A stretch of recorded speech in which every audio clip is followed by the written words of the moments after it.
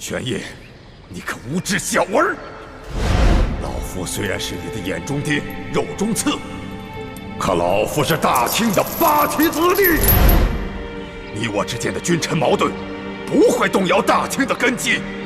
而那个李氏兄妹，他们不一样，他们来历不明，行为诡异，说不定就是那反清联盟的余孽。玄烨小儿，你果真是一个没有出息的君王。你被那李易欢的美色所迷惑，你被李氏兄妹二人玩弄于股掌之间。我们这些八旗子弟打下来的江山，终将要毁在你的手上。老夫倒要看一看，你有何脸面去见爱新觉罗家族的列祖列宗！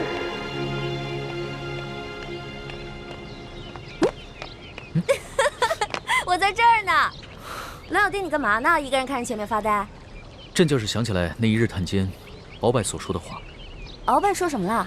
他说啊，其实早在朕行动之前，他就已经知晓了朕的计划。有人向他泄了密。泄密？谁会跟他泄密啊？他说这个人就是你哥哥。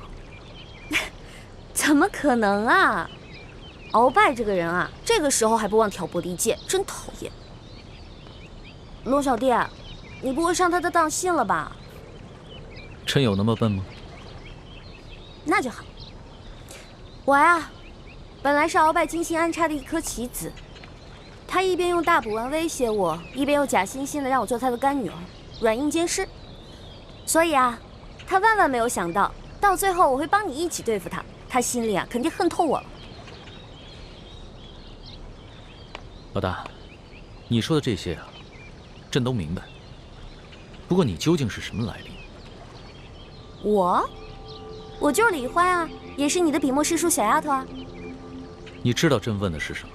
朕想知道的是，你和你哥哥究竟是何方人士？你们的出身，还有你的那些师傅们，为什么会教给你们这么多的学识技艺？你看，你说不会上当，但是现在还是在怀疑我们，对吧？朕哪有怀疑你们呀？朕不过就是起了好奇心罢了。龙小弟啊，你不知道，我们这些跑江湖的呢，有跑江湖的规矩，尤其是我那些师傅们，都是不愿意做官的隐士。师门有师门的规矩，我不能透露。我要讲细腻，但同时，我又不想骗你。这样吧，如果你相信我们兄妹，那我们就留在宫里，为你效力。但如果你不相信我们兄妹的话，那我们就离开紫禁城，再也不出现在你面前，可以了吧？老大，朕不过就是随口问问，你要是不愿意回答就算了。用人不疑，疑人不用，朕自然是相信你们兄妹的。这鳌拜啊，本就在宫中安插了许多奸细，极有可能是上次给朕下毒的那个内侍向鳌拜透露了秘密。鳌拜不过是想嫁祸到你们兄妹身上罢了。你放心吧，朕一定不会中了鳌拜的挑拨离间之计的。还是你大气。老大，你的手伤还没好，这段时间啊，你就好好待在永乐斋休息吧。这山西大旱，朕还要忙着处理赈灾的事宜，还要清理鳌拜的余党，所以可能就没那么多时间陪你了。我知道了。今天康熙盘问你我的身世，显然是听了鳌拜之言，对你我已经起了防备之心。所以你以后一定要谨言慎行，千万别露出破绽。你不要幼稚地认为他真的会把你当成是老大，当成是朋友。可是龙小弟他说了，疑人不用，用人不疑，他是相信我们兄妹的。这话也就只有你会信。康熙8岁登基，在这风云诡谲的皇宫当中能够顺利长大，如今又不动声色地收拾了鳌拜，他的城府之深，远非你我可以想象。他对你我好，就像我们对他好一样，不过是为了利用而已。小师妹，大师兄说的对啊，虽然你是冰雪聪明的孩子，可是也太容易轻信别人了。你忘了康熙以前是怎么骗你的？徐姐姐，没想到他身为皇上，居然撒那么荒唐的谎。皇帝就不会撒谎了吗？皇帝是全天下最会撒谎的人。否则，如何骗得所有人都臣服于他呢？龙小弟，你对我真的也只有谎言和利用吗？索图，臣在。易欢不肯告诉朕他的来历，你怎么看？回皇上的话，像奴才和明珠这样的大臣府中，都养着一些幕僚人士，其中也不乏有一些江湖上的能人异士。这些人从来对师承来历不肯明言，显得高深莫测。这可能也是他们江湖人士的一种潜在的规矩吧。奴才也从来都很少刨根问底，只是择其长处而用之，择其短处而易之。你说的有道理。正所谓英雄不问出处，全看用人之主如何驾驭。是啊，皇上，您说的是。易欢能坦然直言，也总好过他编一些谎话来骗朕，对吧？是啊，皇上，奴才以为这鳌拜所说的话，用意都是挑拨离间。李氏兄妹是否有异心，那日久自可见人心。以皇上您的圣明，那是一定会察觉得到的。而且奴才也会悄悄地在暗中注意着他们。好。对了，鳌拜所言，只能你与朕二人知晓，切不可歪写，尤其不能让太皇太后知道了，更不能让李氏兄妹察觉，明白吗？这奴才明白。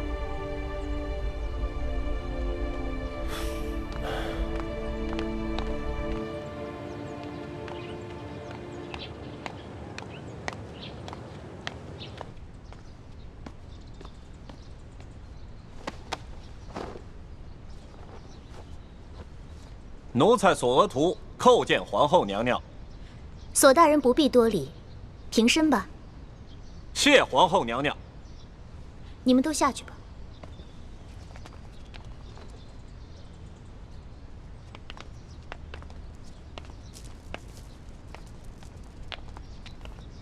三叔。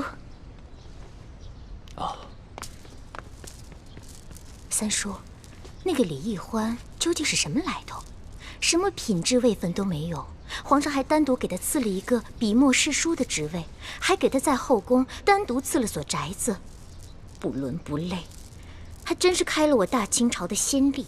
皇后娘娘，您这些话就在奴才面前说说得了，可千万不要在别的人面前提起，万一传到皇上的耳朵里，皇上会不高兴的。皇上从未对任何女人另眼相看，本宫这心里总有些不踏实。皇后娘娘不要忧心，她李易欢再怎么说也只是个汉女，而且还定过亲。皇上再怎么喜欢她，也威胁不到皇后。而且皇上啊，也只是图一时的新鲜，等这股劲儿过了，说不定就丢开手了。再说了，这李易欢毕竟帮着咱们斗败了鳌拜，我们现在最主要的任务就是痛打落水狗，不给鳌拜东山再起的机会。别的什么，都等这件事情尘埃落定了之后，咱们再说吧。三叔说的有道理，本宫就暂且忍耐一下。哎呀，好热呀！自打我从明珠谷到京城，就一直没下过雨。这天热得太不正常了，连荷花都受不了了。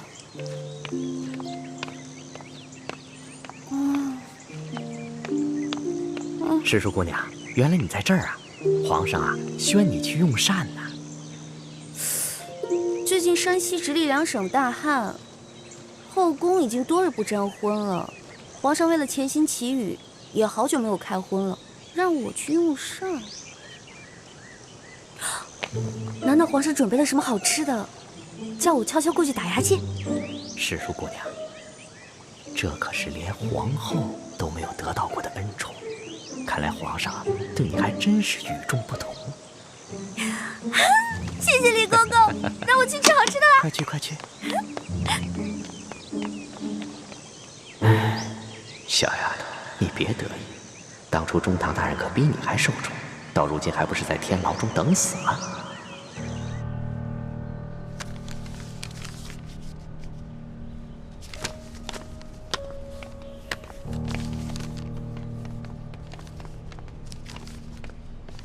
皇上，世淑姑娘来了。皇上，奴婢给皇上请安了。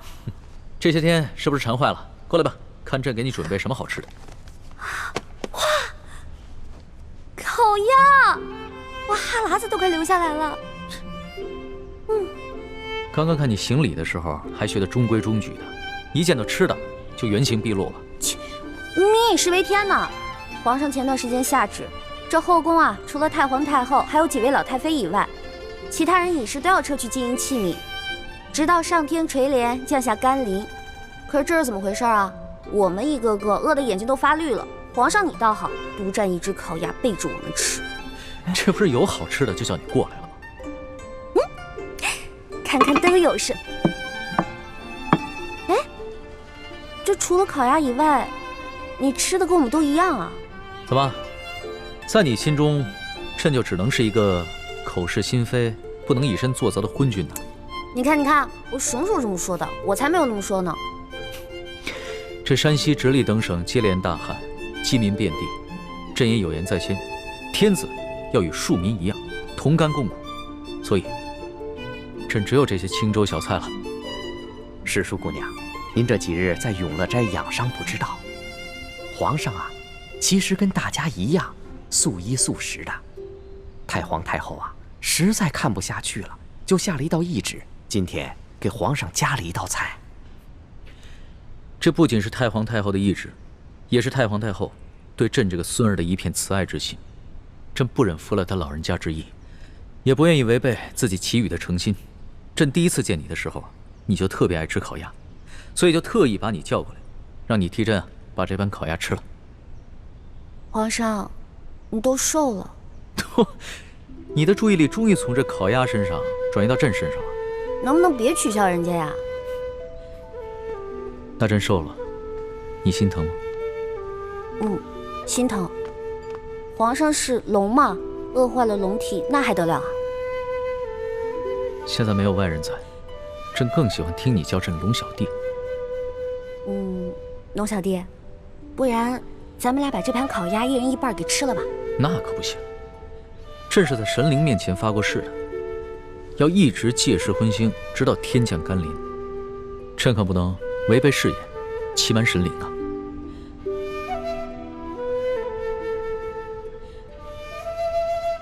你这看着朕做什么？朕的脸上有花吗？我只是觉得，龙小弟，其实你长得也挺好看的。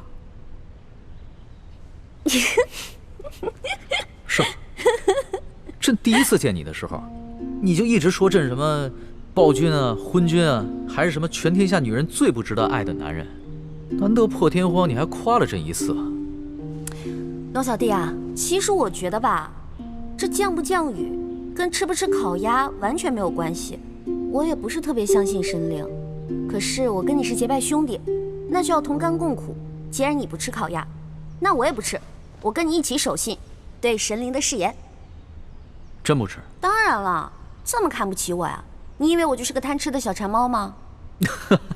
好好好，是小弟小看了老大了。那老大就陪着小弟一起吃这些清粥小菜吧。不过我得把这盘烤鸭搬远一点，要不然我看着心里太痒痒了。龙小弟啊，你说现在山西干旱是最严重的，咱们在这儿节衣缩食的也没什么用吧？所以啊，朕已经命了山西巡抚刘德昭建驿馆安顿灾民，开官仓赈灾。朝廷呢也拨了一些赈灾银两，还令地方官每隔10里打一口深井，帮灾民抗旱。记得我12岁那年，家乡闹旱，也是到了秋天，颗粒无收。我呢就跟着乡亲们去挖野菜吃，那种挨饿的滋味，我一辈子都不会忘，太难受了。你说的那次灾情啊，朕也记得，但这次的灾情比那一次更为严重，所以，朕除了做一些应对的赈灾措施以外，还每天晚上亲手抄佛经，祈求天降甘霖。抄写佛经？皇上，我现在手已经好的差不多了，今天晚上我陪你一起抄佛经吧。好，吃吧。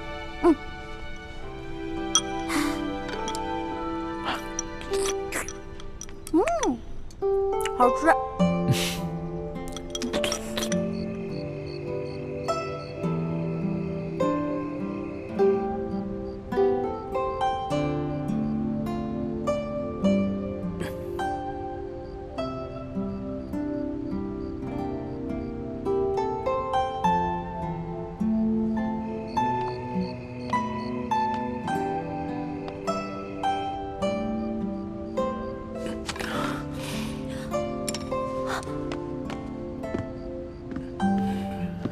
龙小弟，龙小弟，你怎么了？来人啊！来人！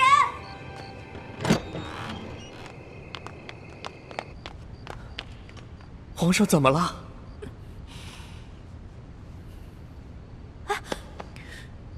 这手怎么了？皇上，您可要保重龙体呀！世淑姑娘，您快劝劝皇上吧。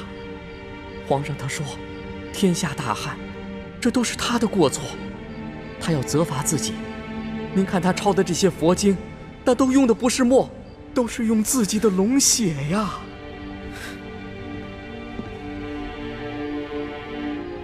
多嘴，快！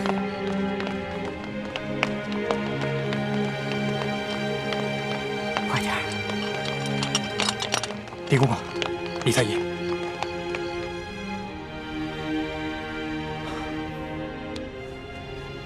皇上这脉象不对啊。虽说皇上日理万机，劳累过度，近段时间饮食又过于清淡，但也不至于如此虚弱呀。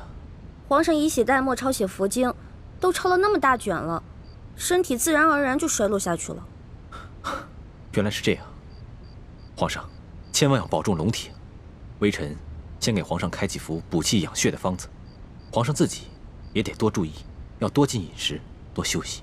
这时候谁劝都没用，除非老天爷降雨了。好了，朕没事了。这件事情一定要守口如瓶，千万不能让太皇太后知道。皇上，我收回之前的话，您是一个好皇帝。李太医，你赶紧去给皇上煎药吧。微臣告退。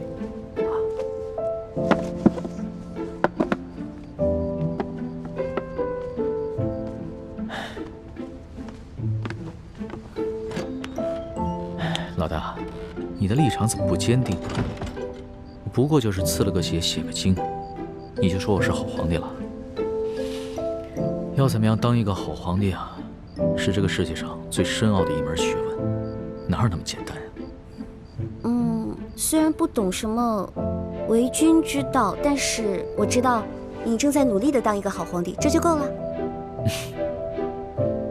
有心无力，那也不算是好皇帝。好了，朕得接着努力，写血经了。哎呀，行了，你呀，好生在这歇着吧。我们是不是结拜兄弟？有福同享，有难同当。你不行了，我上。虽然我的血没有你的龙血那么珍贵吧，但是我的心跟你一样虔诚。好，只要心一样诚，你的血和朕的血一样珍贵。咱们俩联手书写血经，一定会感动上苍的。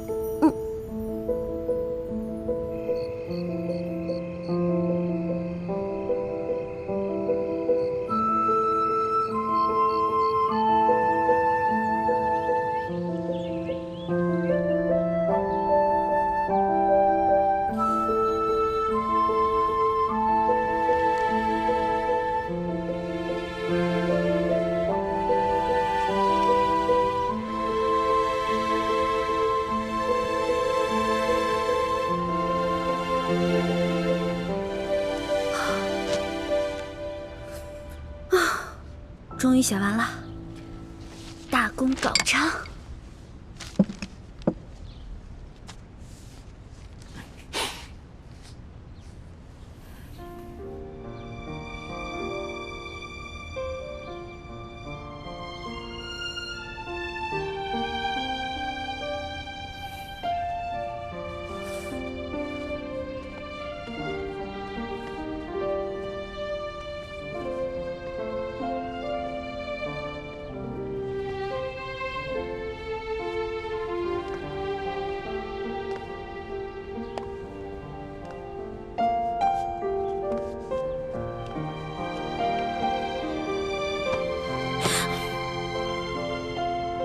大，焕儿。龙小弟，你看，我用血抄的，全都抄完了。你要怎么奖励我啊？朕把自己赏给你，好不好？你看，你又在乱说话了。我们现在是在祈雨，神灵看到这样，该觉得你不诚心了。那就看看你抄的佛经吧。嗯。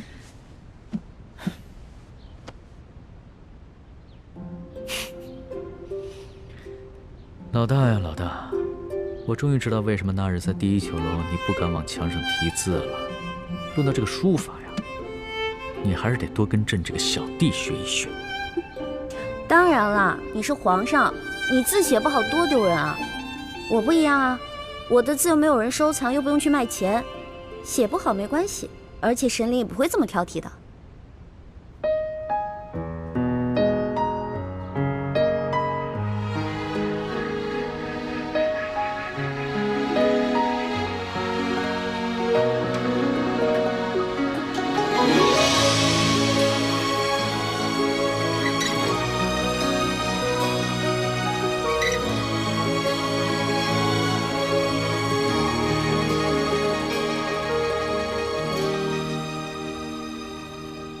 清晨的风吹如花，落入尘世的繁华。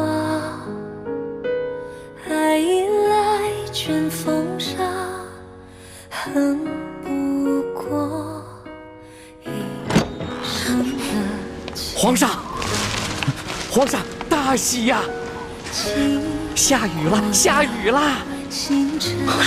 走。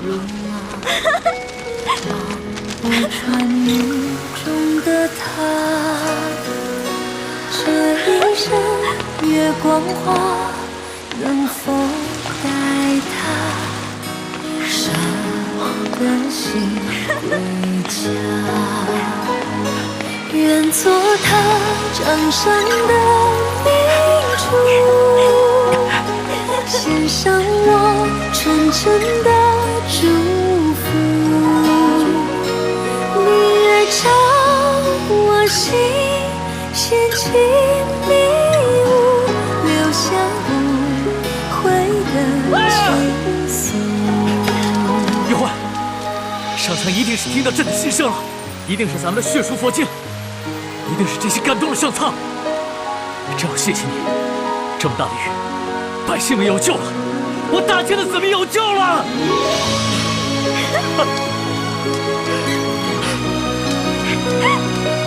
龙小弟，哇，好开心！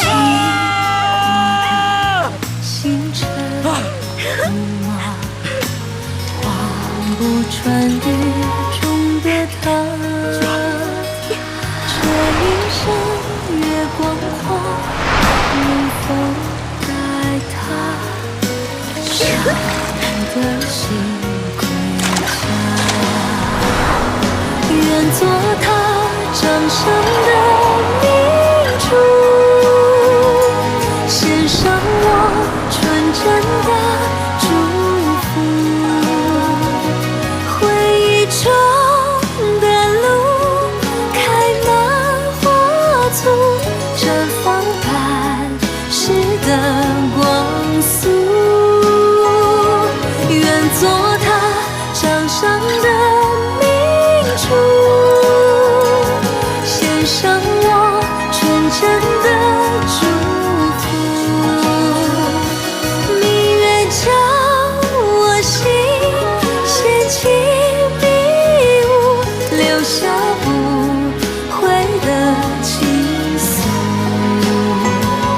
愿做他掌上的明珠，献上我纯真的祝福。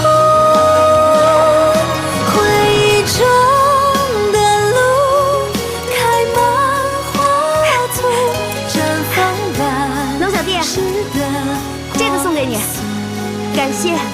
你为天下的黎民苍生做的努力。是的。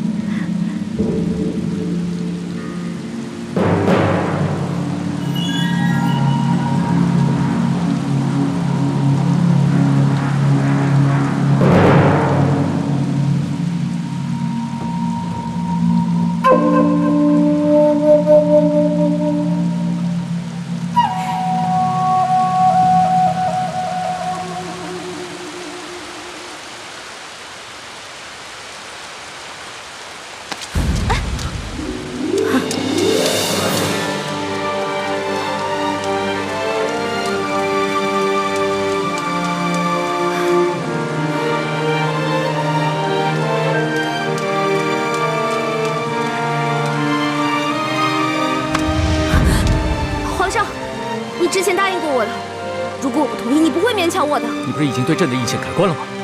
为什么还如此排斥朕？我承认你是好皇帝，可是我依然觉得，皇上是天底下最不值得女人爱的男人。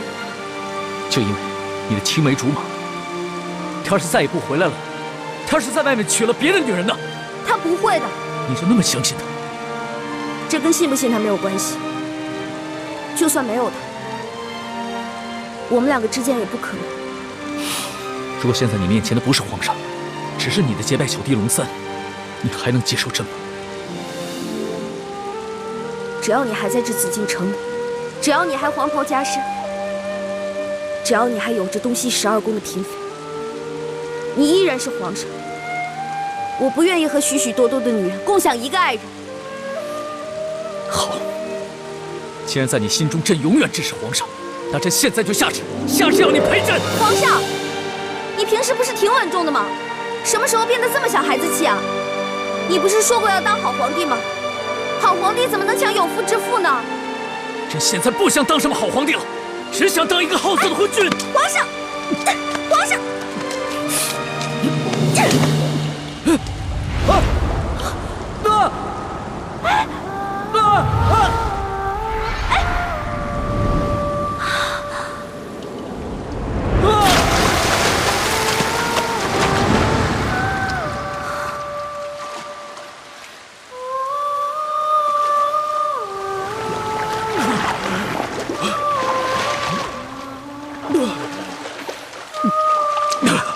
李焕，你！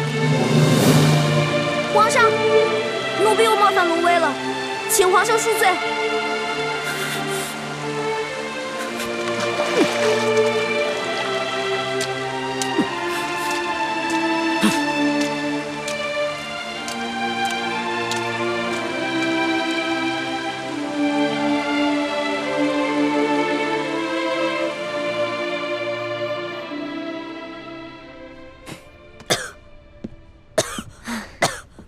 你呀，也真是的。怎么样，得了风寒了吧？谁叫你昨个那么得意忘形的？我怎么得意忘形了？你以为康熙真的是真龙天子？你抱着他，还能遮风挡雨、驱寒取暖？昨天那是误会嘛。好不容易下雨了，当时龙小弟特别兴奋，所以他一抱我，我怎么忍心推开他？你知道，我看到你跟康熙在雨中紧紧地抱在一起，我心里是什么滋味吗？朱哥哥，你生气了？可是不是你说的吗？让我接近康熙，顺便打探消息啊。我哪敢生你的气啊！我是搬起石头砸自己的脚。小师妹，自古帝王最无情，还是大师兄对你最痴心啊！你可千万不能被康熙的虚情假意所迷惑呀！我没有被他迷惑呀，我知道，我只是把他当成我的兄弟，当成朋友。再说了，康熙对我也很尊重，很容让的。环妹，你对男女情事还是很懵懂，所以当局者迷。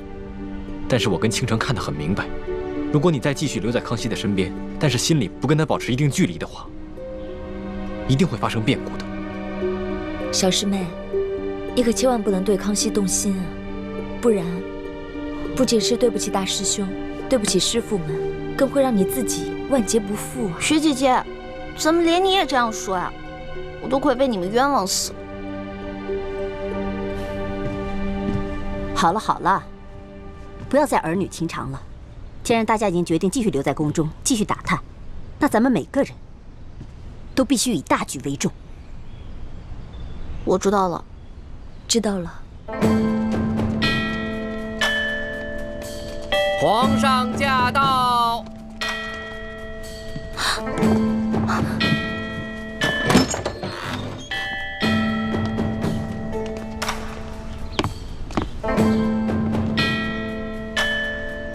皇上吉祥，皇上吉祥。微臣参见皇上。都起来吧。谢谢皇上。李太医也在。哦，厉贵人前些日子被鳌拜的刺客所伤，虽然伤势已经复原了，但是伤了元气，还需要好好调养。婉心啊，你侍奉朕尽心尽力，又遭鳌拜暗算，差点没了性命。朕从现在起封你为丽嫔，也算是朕对你的一点补偿。臣妾谢皇上恩典。爱妃，快起来吧。婉心啊，你温柔端庄，举止得体，你父亲呢，又是朕倚重的老臣，这个嫔位你完全当得起。明天朕就着人把你的东西全都搬到永和宫正殿，从今往后，你就是永和宫的正主了。谢皇上恩典。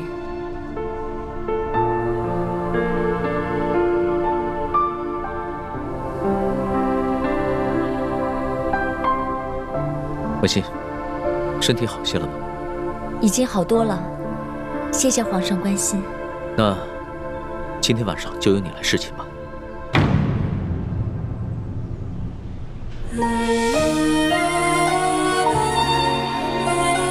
臣妾遵旨。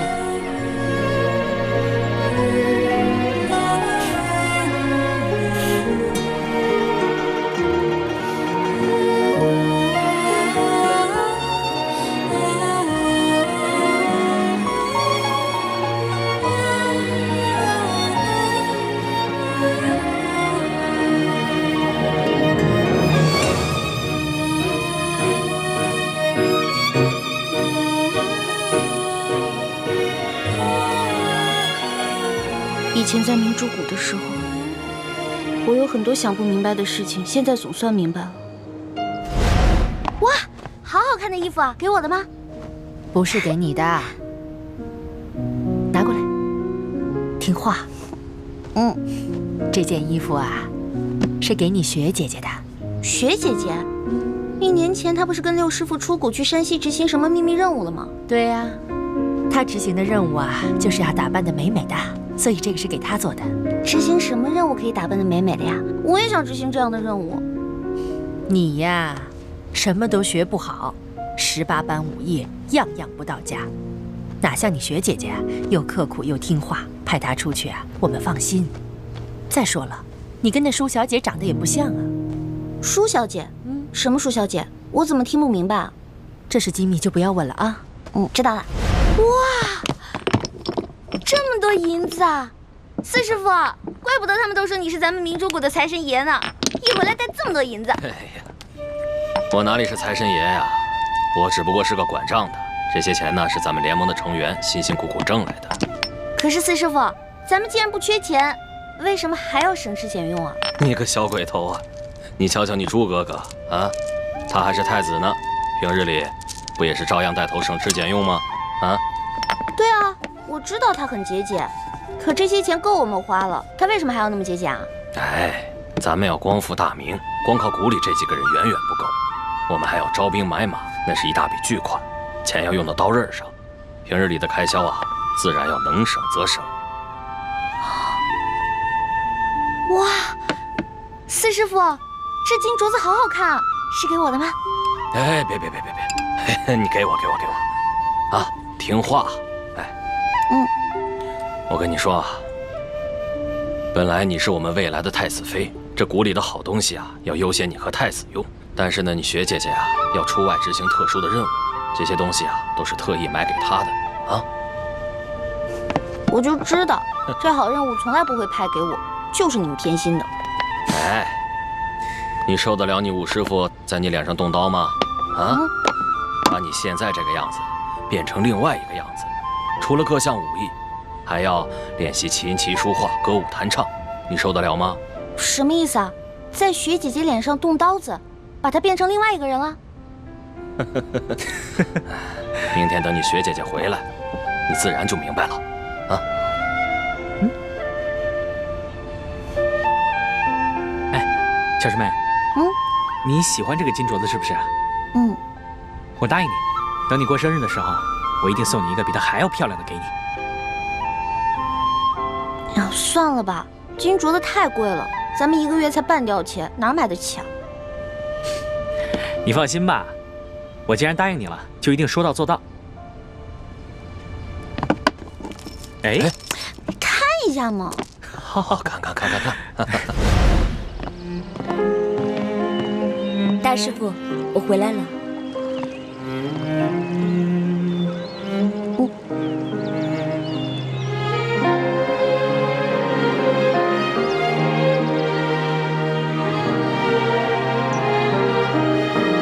学姐姐，你怎么跟去年走的时候不太一样了？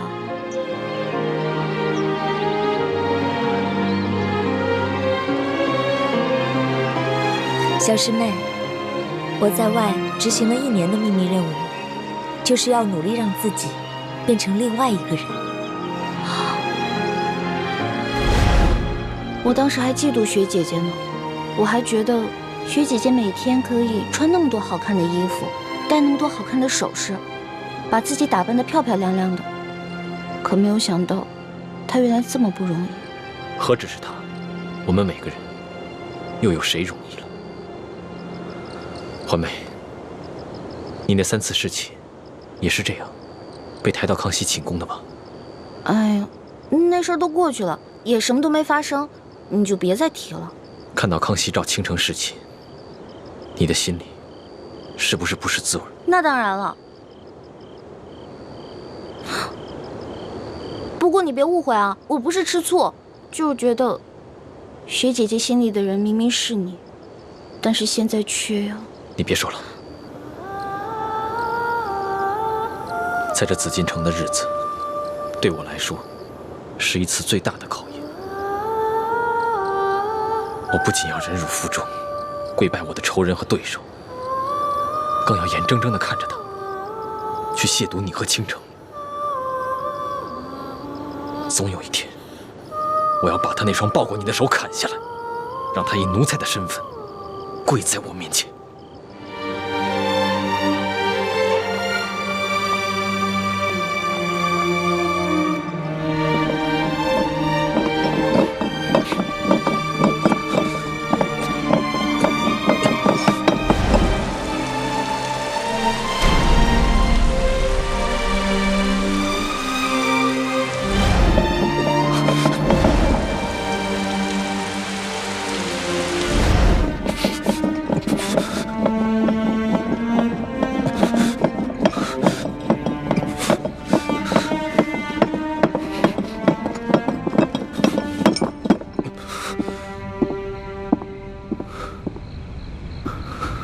六师傅，你怎么来了？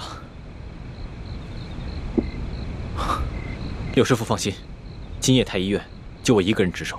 那就好，那你赶紧随我一起去永和宫。倾城今夜侍寝，他得到了很重要的情报。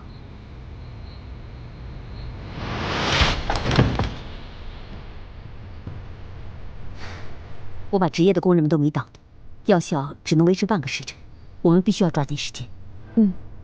今夜我去陪康熙下棋，才下了半盘，索额图突然有急事求见，康熙就让我避到寝殿，他独自在外殿见了索额图。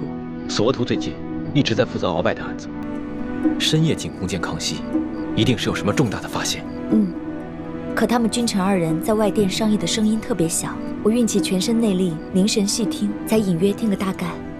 原来鳌拜这些年一直在暗中经营情报网络，他在吴三桂等外姓藩王以及反清联盟当中都埋伏了奸细，其中就包括咱们明珠谷。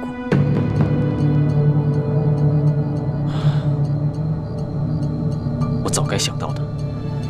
清廷这些权贵也不是吃素的，我们在向他们内部渗透的同时，他们也会在我们内部埋下棋子。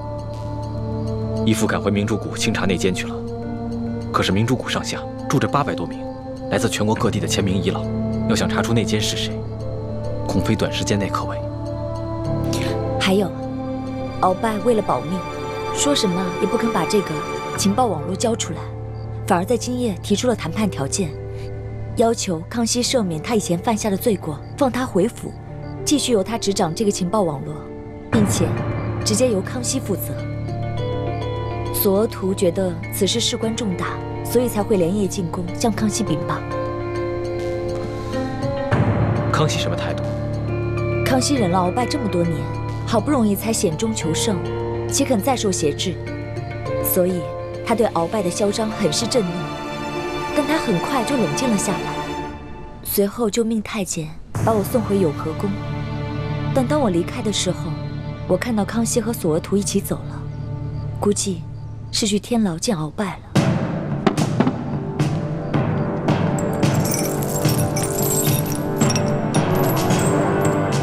罪臣鳌拜叩见皇上。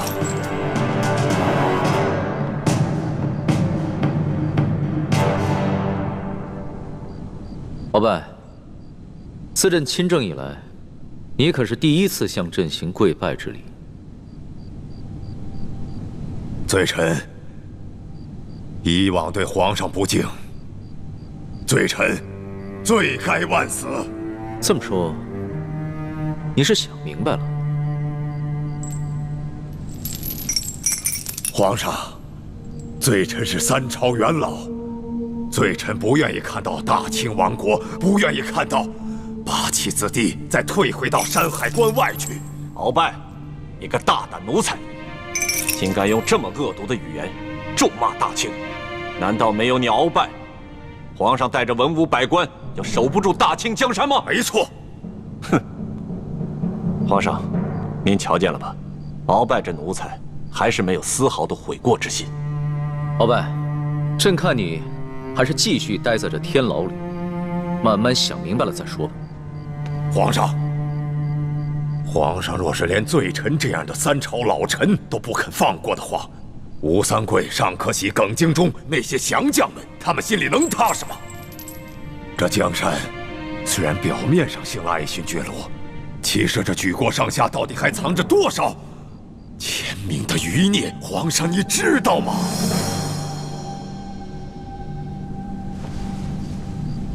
知道，饭要一口一口吃，棋得一步一步下。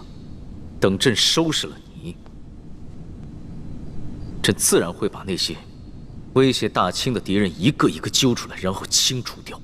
不，皇上，虽然罪臣威胁到了大清的皇权，可罪臣绝不是大清的敌人。正是因为罪臣不忍心看到大清亡国，罪臣冷静下来以后，这才肯放下与皇上的私怨，愿与皇上共同去对付大清真正的敌人。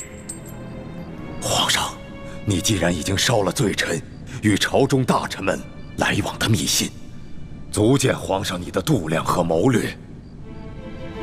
那皇上为何就不能再大度一些，恕了罪臣呢？不瞒皇上，这些年罪臣在吴三桂和反清联盟中安插了不少密探，这些密探只听命于罪臣一人。若是皇上杀了罪臣，他们就会变成聋子、瞎子。哼，鳌拜，鳌拜，朕听明白了。你虽然嘴硬，但是你还是想活。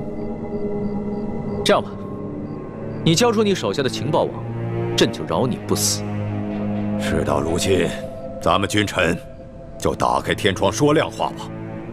皇上让罪臣重获自由，戴罪立功，这情报网由罪臣负责管理，否则，罪臣就把这多年来建立的情报网一起带进坟墓。大胆奴才，死到临头了，还敢跟皇上提条件？你是在要挟皇上吗？不是要挟，是请求。罪臣请求皇上，为了大清，不要再两败俱伤。罪臣已经拿出了最大的诚意，皇上是不是也该拿出点诚意来呢？鳌拜，你要是真有诚意，就应该先交出大补丸的解药。这大补丸的解药，恕罪臣不能交。那李氏兄妹二人绝非善类，若是罪臣不能活着出去，亲自查清他们李氏兄妹二人的真实身份，那罪臣就算是拼上一死，也会拉着李氏兄妹二人陪葬，算是为皇上除去这一大隐患，也算是罪臣为了皇上，为了大清国，尽最后一次忠吧。鳌拜，你是不是看到自己死到临头了，想拼着一死，除掉皇上身边2个最得力的人吧？你是想为你自己报仇吧？索图，你若是为着与我的私仇，去包庇那李氏兄妹二人，那你就是在养虎为患，你定会成为大清的罪人。鳌拜，你不用再挑拨离间了。李氏兄妹对朕到底是忠心，还是另有企图，朕自有办法验证清楚。看来皇上还是不肯相信罪臣，但皇上对李氏兄妹多少有了提防之心，那罪臣也可稍稍安心了。既然你不肯交出大补丸的解药，那朕也不必再与你谈判。皇上，你可知老夫的情报网从吴三桂、尚可喜、耿精忠3位藩王那里得到的？还有，从千名义士的秘密基地里得到的消息，到底有多可怕吗？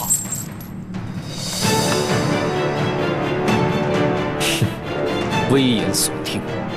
不，皇上，绝非是危言耸听。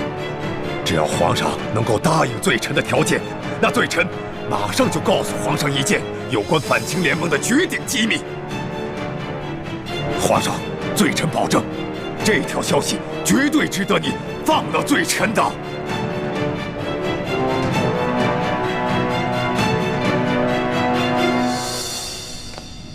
皇上，如果鳌拜方才所言属实，那他一直向皇上隐瞒这些机密，那犯的是欺君之罪。可如果他说的不是实话，那犯的更是欺君之罪。所以，皇上，你再好好想想吧，为了大清啊，皇上！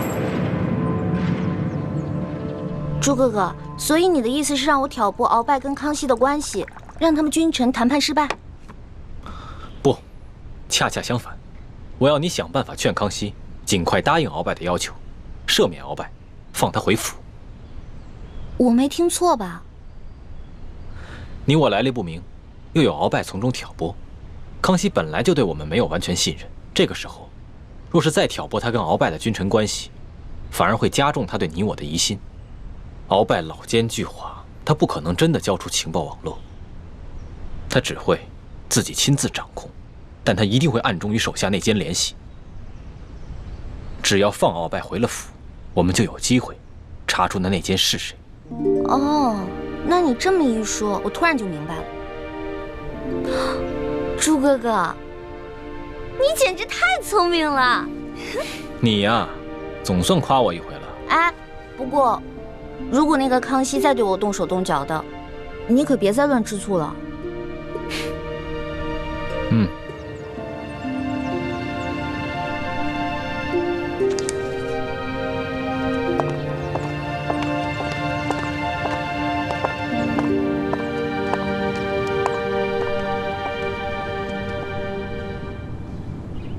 皇上吉祥。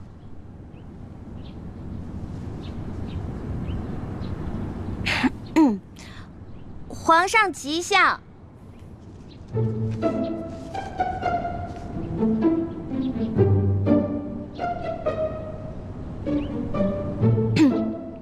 皇上吉祥。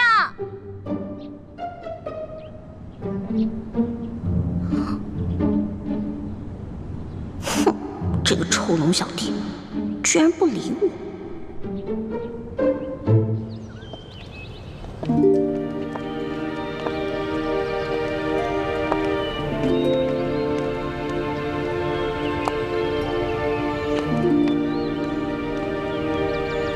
你们都下去吧，我想一个人走走。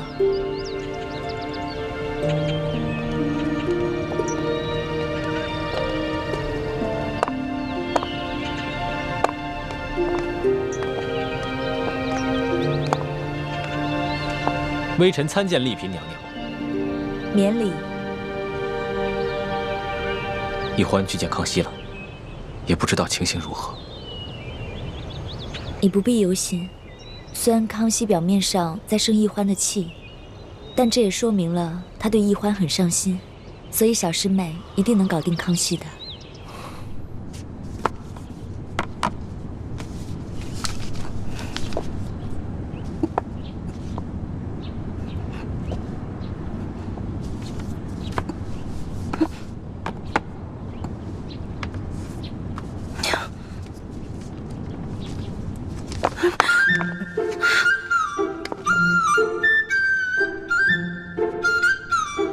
世淑姑娘，注意你的仪态，在皇上面前失仪是大罪。我的2条腿都在弹棉花了，我根本站不动了。站不动就跪着，你怎么能这样不成样子的坐在地上呢？快起来，快呀！李德福，奴才在。去看一眼朕的药煎好了没有？这。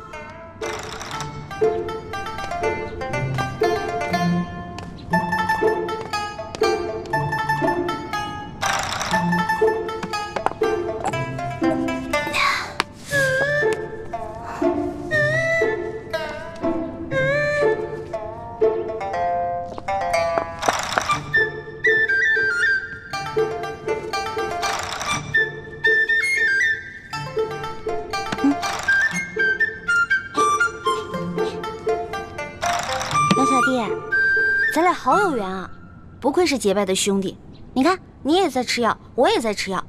我受风寒了，我刚来之前，我哥哥给我准备了1大碗药，我刚喝了呢。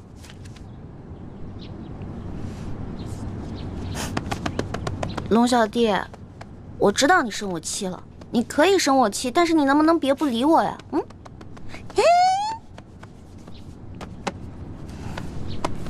好吧，既然皇上不想看到我，觉得我在这里碍你眼，那我走就是了。我走啦。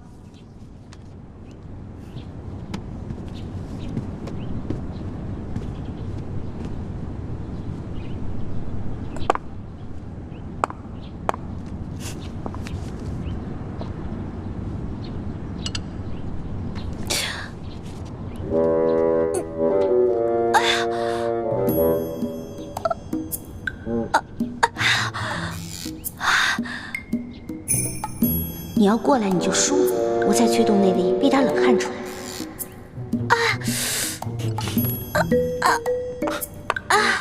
怎么了？是不是大补丸的毒性发作了？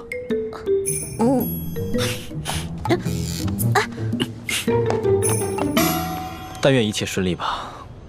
如果能早点查出那奸是谁，我们也能早点撤出紫禁城了。那我先走了。等一下。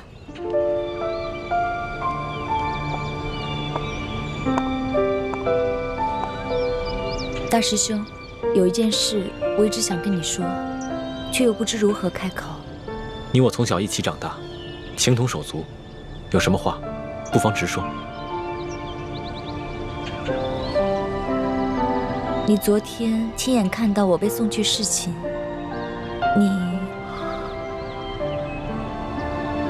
倾城，你为光复大明的大业，不惜牺牲自己的清白。这份高义，朱慈轩刻骨铭心，永不敢忘。本来我也做好了牺牲一切的准备，可没想到，其实到现在，我还是个清白之身。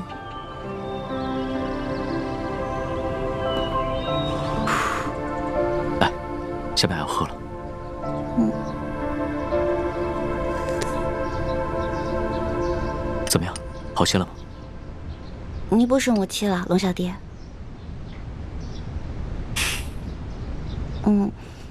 我听李公公说，你昨天又熬到4今天啊？你身体本来就生病了，这么熬下去哪能吃得消啊？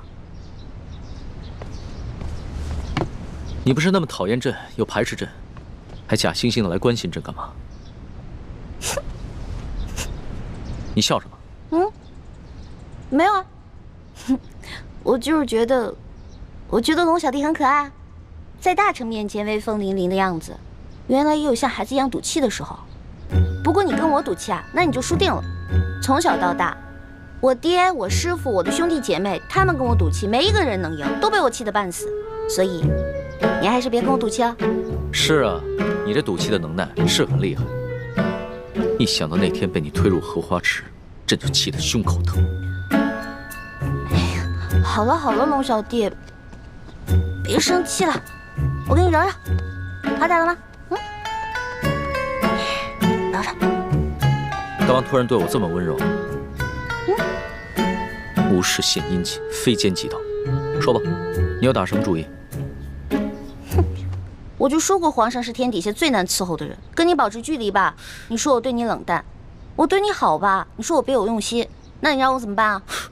这说来说去还是朕的错呀！别，不是您的错，皇上是天底下最聪明、最正义的，什么都是你对，是我不对，错就错在，我一心把你当成兄弟，而且为你出生入死，为你挡刀子，但我却没有办法装成痴情淑女。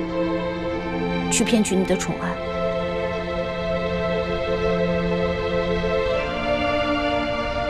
朕已经明白，你只是把朕当成兄弟罢了。君子戒之在德，朕不应该太贪心了。放心吧，以后朕不会再勉强你了。你的意思是，康熙没有捧你？难道他对你起了疑心？不是，他没有怀疑我，是因为鳌拜和吴三桂都曾选送过不少秀女入宫，意图迷惑康熙。康熙早有察觉，他担心自己沉溺于男女欢爱中，消磨志气，所以虽然他时常宣后宫嫔妃侍寝，但大都只是做做样子，实际上他全部的心思都在政事上，对男女之事并不上心。没想到，康熙不仅有勇有谋，城府深沉，居然还有如此不同寻常的意志。以前他一心想要扳倒鳌拜，真正掌握朝政大权。可如今，鳌拜已经下狱，还有很多棘手的事情需要善后，他根本无心接近女色，所以，他并不是真正喜欢我。康熙不是真的喜欢你。对我们光复大明来说，不是好事，但对于你来说，却是一件好事。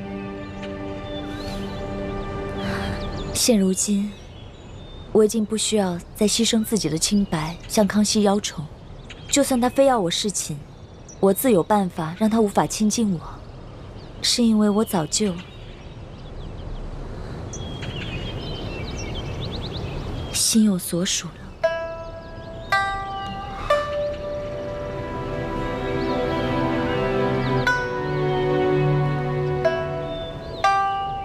我会一直爱护好自己，不会轻易让人踩着。这里人多眼杂，我先走了，万事小心。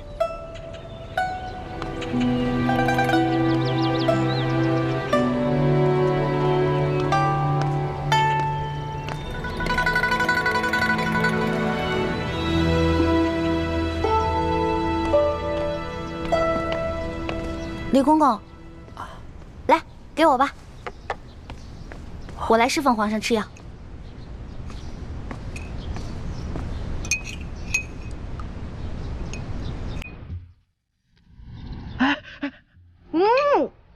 苦死了！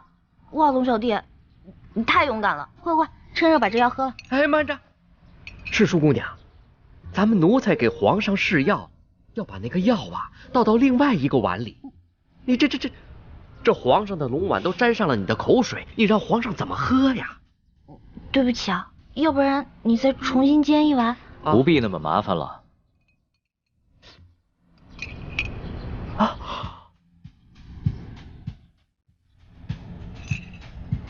拿去吧。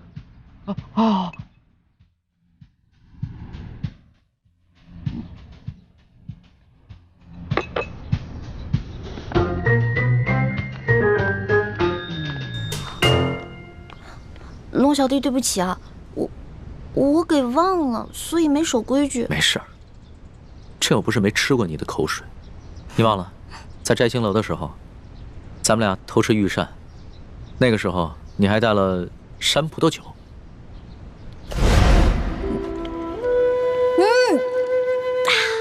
爽。怎么样？哎啊，是好酒。哦，那个呀，龙小弟还记得那天的事儿啊？当然了，朕会永远记得。朕相信，你也都记得。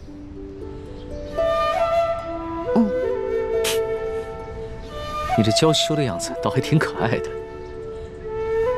对了，那个山葡萄酒呢？还有吗？朕一直惦记着那个味儿呢。有，我还留了一点呢。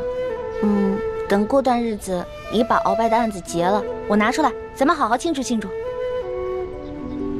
鳌拜，朕正在为此事纠结呢。这有什么可纠结的呀？鳌拜这个人圈地擅权，还给皇上下毒，哪一条不是死罪啊？我看呀，直接把他的罪行公布于众，直接给他，不就完了吗？你当是切西瓜呀？哪有那么容易啊？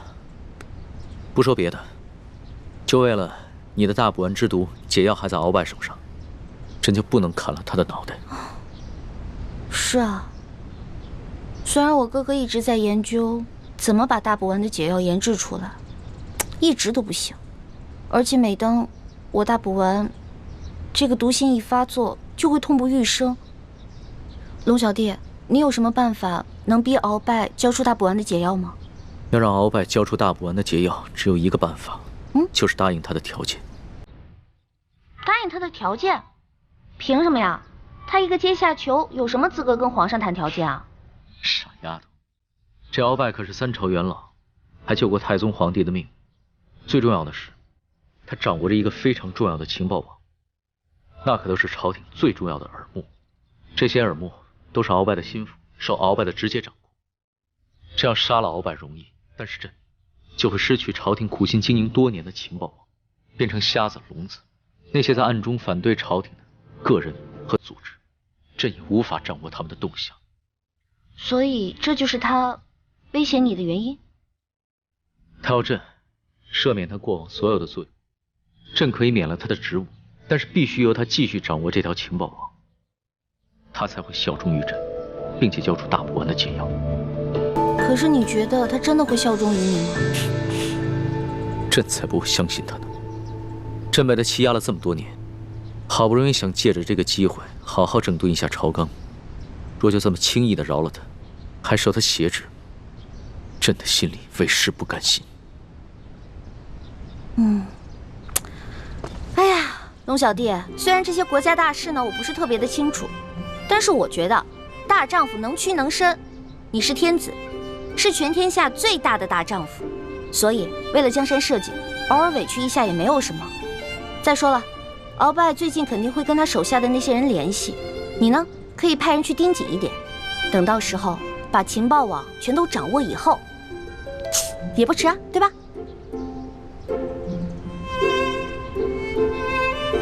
你说的对，朕是天子，是天底下最大的大丈夫。为了江山社稷，也为了朕的老大叶欢，朕就答应鳌拜的条件。龙小弟，老大永远支持你。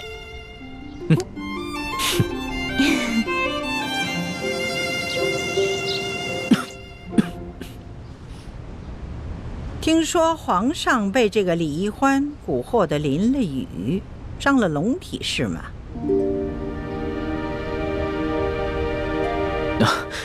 皇祖母，你别听宫里那些人乱嚼舌头。这孙儿啊，不过就是看到老天终于降下甘霖，这才一时激动，不管不顾的就冲进雨里欢庆了。